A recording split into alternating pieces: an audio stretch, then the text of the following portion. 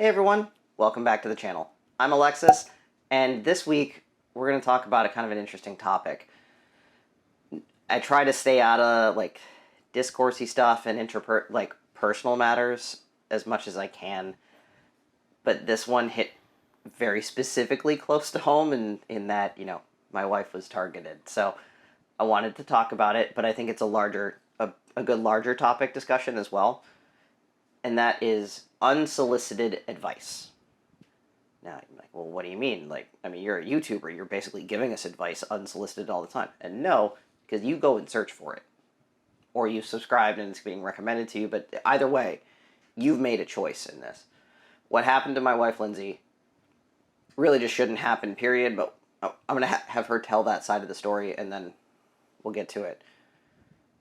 But basically, she had posted a few selfies, and a trans woman decided to reach out privately and criticize her, going as far as to assume that my very cis wife, Lindsay, is trans, and that the angles she was using were emphasizing male. Now, there's a lot to unpack in that whole exchange. We're going to focus, though, on just the fact that this person, who Lindsay had never interacted with, not even in, basic replies, and claimed that she'd followed Lindsay for a while, so she should know that Lindsay was not trans. Assumed Lindsay was trans, but more so felt compelled to just give Lindsay advice. And, when men give women unsolicited advice, we call it mansplaining. And this is like a close cousin to that, is really how it felt. So we're going to talk about it. Let me give you the brief rundown of what happened. Okay, so mostly every morning, I post a selfie and I tell everyone good morning and to rise and sparkle. Some form of that. And that was the comment on one of these photos. Now, as you can see, my hair's pulled back right now, and my hair was pulled back in the picture that this trans woman commented on. I think I had my hair in a ponytail. Anyway, I have a very large forehead. I have always had a large forehead. I've never even called it a forehead. I always called it a 5 head because, all 5 fingers fit there. So I grew up with it. I've had it. It used to bother me when I was younger. I had bangs to kind of cover it up. But, it is what it is. I don't really care anymore. But it's there. And I do understand that some trans women have receding hairlines and they have large foreheads. They just do. That's not the case with me. I just have had this my whole life. My father has it as well, so I probably got it from him. Not really a big deal.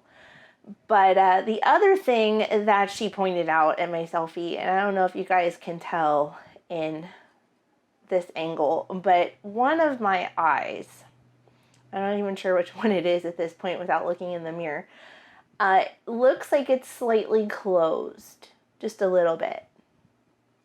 I don't really know what you call that. I've always heard it was called a lazy eye. I don't know if that's the proper term for it, but one of my eyelids does not open all the way. It just doesn't. It never has. I've always had that since I was little. It comes from my great grandmother, as far as back as I can tell. So anyway, it's one of the things about myself that really bothers me. It, over the years, has become a little more prominent. I think it's a little more saggy than it used to be, and it bothers me a lot. It takes me to take a certain angle of a picture in order to not have it there. So when this woman decided to message me, she sent me a message saying that she was a follower for a long time, that she enjoyed my post, but she made a comment about how large my forehead was. She said that I shouldn't wear my hair pulled back because if I do, that's going to look, I think she called it manly. And she also said that, and I forget exactly what she said about my eye, but she pointed out something about my eye, like maybe I was like, looked like I was squinting or something. And it was just the two things about myself that have really bothered me over the years. And she assumed also that I was trans. I have never, ever, ever said that I was trans. I have never even thought about it. I am a cis woman. I am married to a trans woman.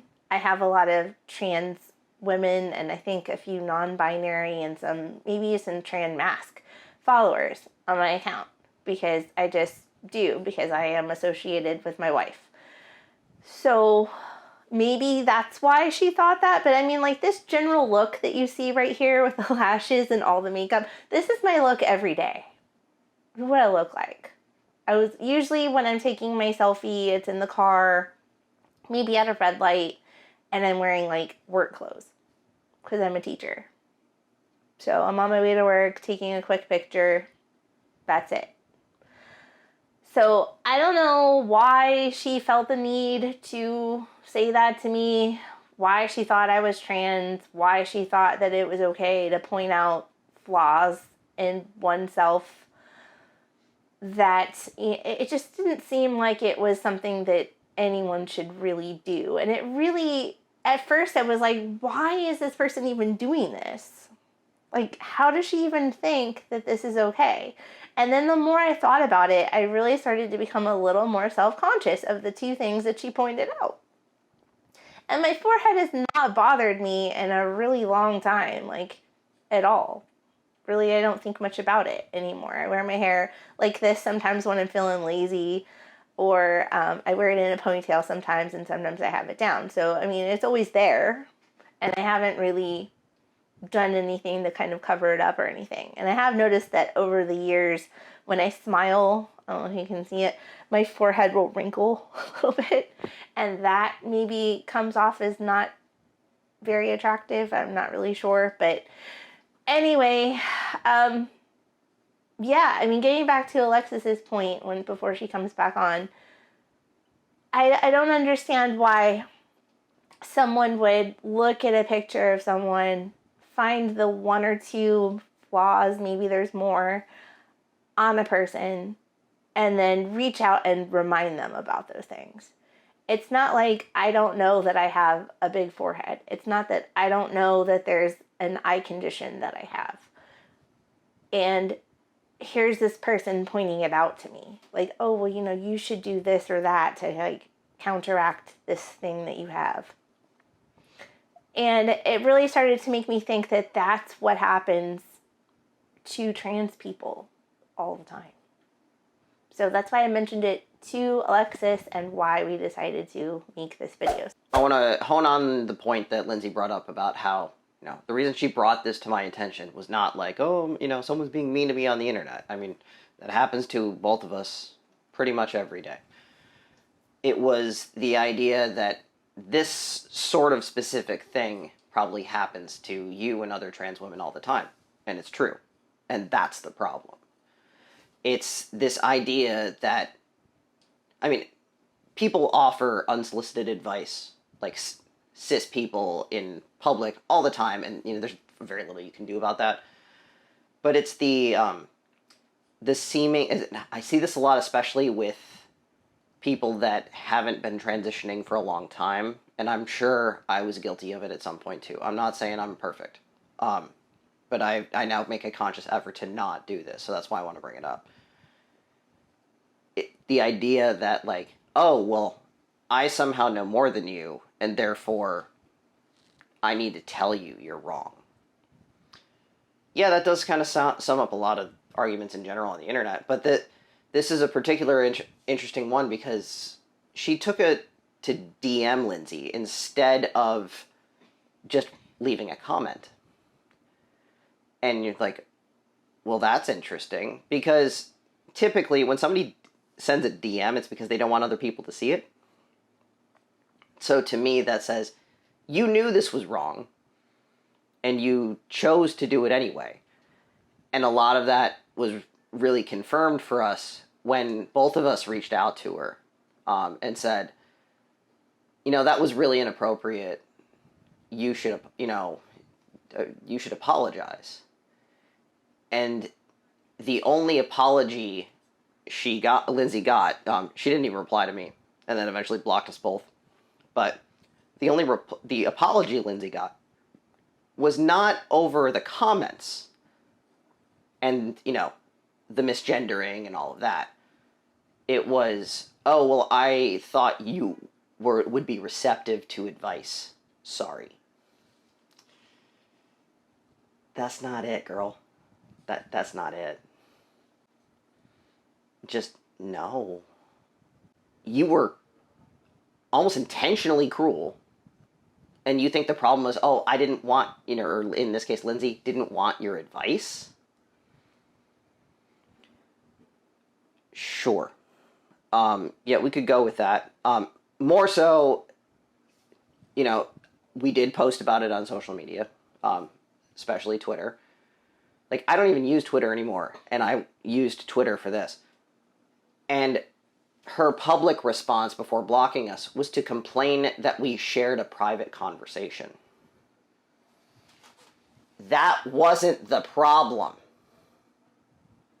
Now, I can see how you can see this is sour grapes.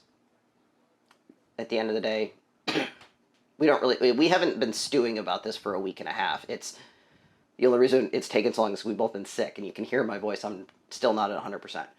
But the larger discussion here is, should you be offering advice to someone without them asking for it?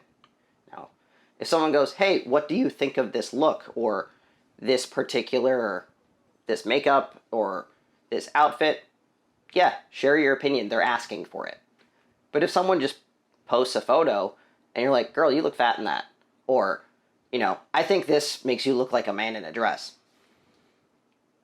No, you don't do that. And it doesn't matter if you do it publicly or privately. And I'm sure I can already see the comments on this video from transphobes talking about how I look like this or that, or pointing out every flaw, because that's what they're going to do. And you know what? I expect that. I'm prepared for it. And guess what? You're not very funny. I don't think they're that interesting. They're not even often creative. So there's that. But that's what this came off as. But this was particularly hurtful because it was coming from a trans person. That was how the message started. From a fellow trans woman. I think she said trans person was the exact wording. So right off the bat, she's saying to Lindsay, I know you're trans. And it's just like, that's a whole other topic. We've talked about passing recently, and this is another example as well about how the concept of passing is really terrible, because even my very cis wife doesn't always pass, apparently. So much for the we can always tell crowd. But even more so, it shows how things like the Florida bathroom bill and all the other anti-trans bills in the state that are kind of based on this, random person off the street being able to pick out a trans person, how they hurt cisgender people too. Because let's take this situation off the internet and put it in a public restroom in Florida. Maybe in a state building or a school, which is where it's definitively illegal, according to the law. Lindsay works at a school every day. What if a parent decides, oh, because of her larger forehead, her hair's pulled back, that must be a trans person, and suddenly my wife is being, having to deal with the cops at her job. That's why this is a big deal. This is a perfect example of how this sort of attitude and this idea that you can just pick out someone, how this hurts everyone. That's why we wanted to talk about it. Don't make assumptions, but especially don't give unsolicited advice.